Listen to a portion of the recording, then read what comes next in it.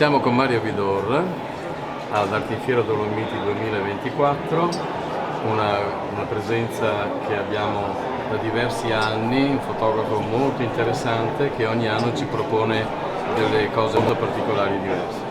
Quest'anno sono le opere e le fotografie che ha realizzato sul creto di Alberto Burri a Gibellini, molto interessanti perché ci fanno vedere in una chiave diversa quello che è uno dei monumenti, diciamo, architettonici, monumentali più grandi a livello mondiale. Io adesso lascio a lui la parola per così ci descrive come diciamo, è nata questa idea, soprattutto come l'ha sviluppata e come anche ha progettato l'allestimento per il pubblico di questa rassegna.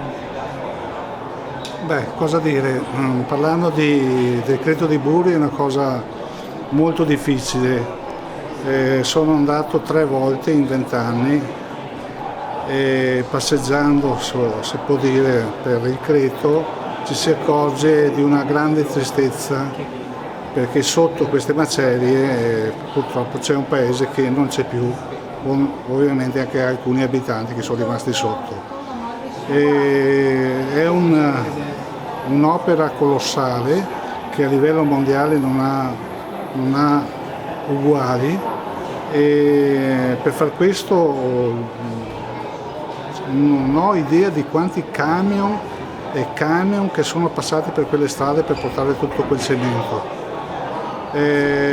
Fatto bene o fatto male non sta a me sicuramente a dirlo. A me piace molto, ma soprattutto quando sei lì senti una grande atmosfera, soprattutto una grande tristezza e vederlo nella sua grandezza è una cosa che è molto difficile rappresentare in fotografia. Basta, non avrei altro da dire. Grazie a Burri, Alberto, che ci ha proposto per noi, per i posteri, questo capolavoro.